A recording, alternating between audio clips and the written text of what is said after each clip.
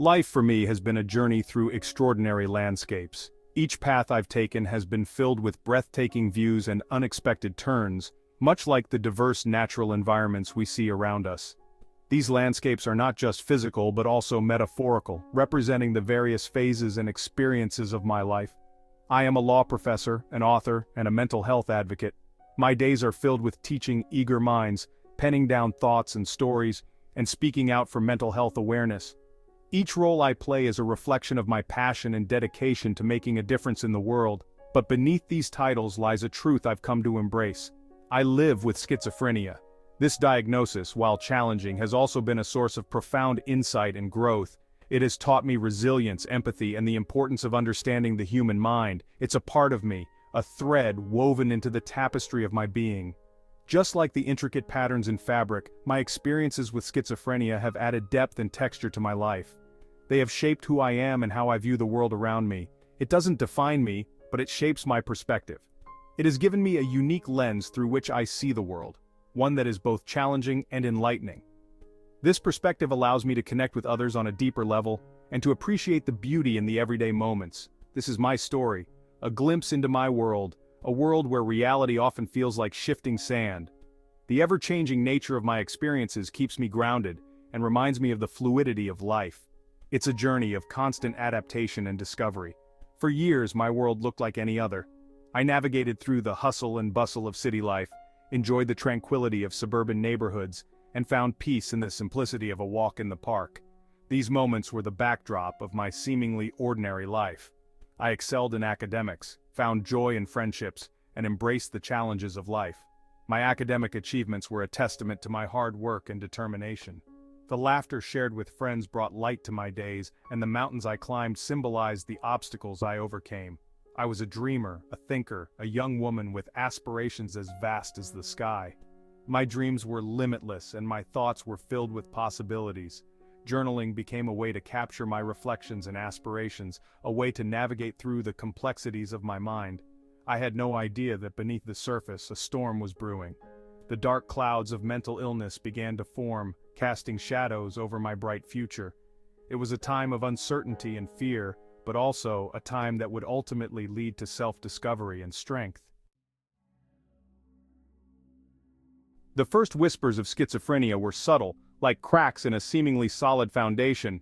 At first, they were barely noticeable, just tiny fissures in the fabric of my reality.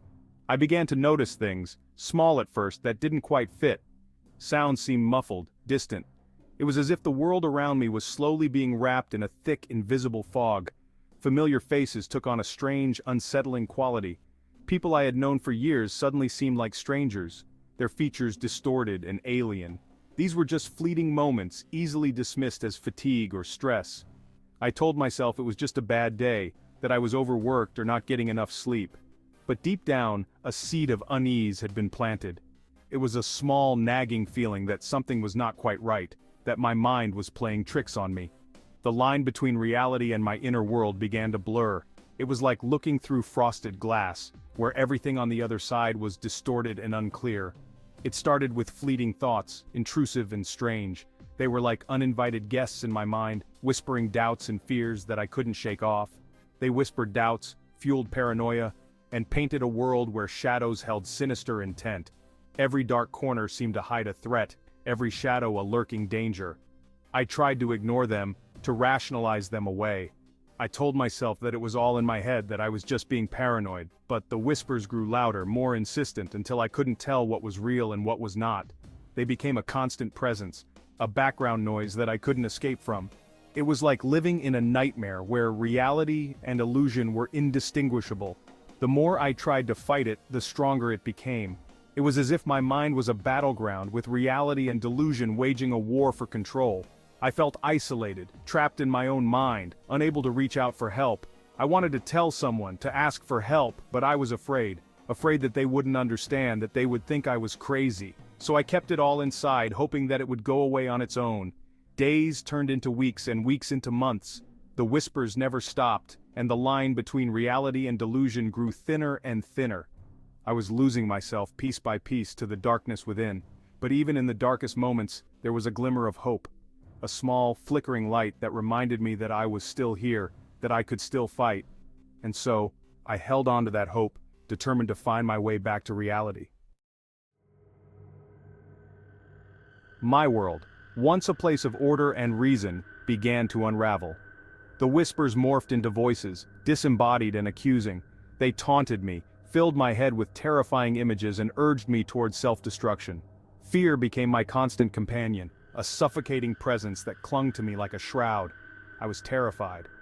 I didn't understand what was happening to me. My thoughts raced, disconnected, making it impossible to focus. Sleep offered no escape, haunted by vivid nightmares that bled into my waking hours. My once sharp mind felt like a broken mirror, reflecting a distorted, fragmented reality. The breaking point came during my first year of graduate school. The pressure, the relentless voices, the fear, it all became too much. I was lost in a labyrinth of my own mind, unable to find my way out. I knew I needed help, but I was terrified to ask. One evening, driven to desperation, I confided in a friend. His concern was immediate, his actions swift. He recognized the severity of my condition and took me to the hospital. I fought against the idea, convinced I could will myself better, but deep down a part of me knew I couldn't outrun this on my own. I was exhausted, terrified, and utterly lost. Section 5, Walls of the Mind, the Mental Institution. A place that, for many, symbolizes the ultimate confinement of the human spirit. Even the words evoke a sense of fear and isolation. The sterile white walls, the constant observation, the cold, clinical atmosphere that seems to strip away any semblance of individuality. The feeling of being both seen and unseen. It was a jarring contrast to the life I once knew. Every glance from the staff felt like a judgment, every moment of solitude a reminder of my isolation. The world outside felt a million miles away, a distant memory that seemed almost unreachable. The bustling cityscape, the freedom to roam, all of it felt like a dream from another lifetime. Separated by more than just physical barriers, it was as if an invisible wall had been erected, keeping me from the life I once knew. The fences and barred windows were just the physical manifestations of the mental barriers I faced. I remember the first night vividly, the sense of dread that settled in as the lights dimmed, the realization that this was my new reality. The overwhelming silence was broken only by the occasional muffled sob, a sound that seemed to echo my own inner turmoil. Each sob was a reminder of the collective suffering within these walls, or a distant, echoing call down the hallway, a cry for help that went unanswered. The long, empty corridors seemed to stretch on forever, each step echoing the loneliness that pervaded the institution. The air hung heavy with a mixture of fear, despair, and a strange, unsettling sense of resignation. It was as if hope had been systematically drained from the very walls. I felt trapped, confined not just by the physical space but by the weight of my own thoughts. The walls seemed to close in, amplifying my sense of entrapment, alone in a sea of unfamiliar faces, each person a stranger yet a fellow traveler in this journey through mental anguish. The crowded ward was paradoxically the loneliest place I'd ever been, each face reflecting their own battles with the invisible, their eyes telling stories of pain, struggle, and a desperate search for peace. It was a silent acknowledgement of our shared yet deeply personal struggles. Section 6. Navigating the Labyrinth Within. The early days were a blur of medication adjustments, therapy sessions, and moments of profound loneliness. I grappled with the stigma, the shame, and the overwhelming fear that I would never escape this labyrinth within my own mind. But slowly, gradually, I began to find my footing. Therapy provided a safe space to explore the tangled landscape of my thoughts and emotions. Medication, while not a cure, helped to quiet the incessant voices and ease the grip of paranoia. Most importantly, the support of compassionate professionals and fellow patients offered a lifeline of hope. They understood my struggles, validated my experiences, and reminded me that I was not alone in this journey. Section 7. A Beacon of Hope. Amidst the challenges, I discovered a strength I never knew I possessed. I clung to moments of clarity, to the kindness of strangers, and to the unwavering love of my family. Their belief in me, even when I struggled to believe in myself, became a beacon of hope, guiding me through the darkest of times. I learned to navigate the world with schizophrenia, to manage my symptoms, and to challenge the stigma associated with mental illness. I began to see my diagnosis not as a life sentence but as an opportunity for profound personal growth. Section 8. The Healing Touch. Recovery, I discovered, is not a linear path. There were setbacks, moments of despair, and times when the darkness threatened to engulf me once more. But with each challenge, with each step forward, I gained a deeper understanding of myself and the resilience of the human spirit. I found solace in writing, pouring my thoughts and feelings onto paper, transforming pain into words that resonated with others who understood the invisible struggles of mental illness. I discovered the power of advocacy, of sharing my story to challenge misconceptions and advocate for better mental health care.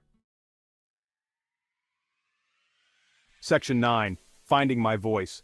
Through my advocacy work, I discovered a passion for law. I enrolled in law school, determined to use my experiences to fight for the rights of those living with mental illness. It was a challenging journey, but one filled with purpose and a profound sense of fulfillment. Graduating from law school and embarking on a career as a professor was a testament to the power of perseverance, the importance of support, and the transformative nature of hope. I had not only survived schizophrenia but thrived, finding my voice and using it to make a difference in the world.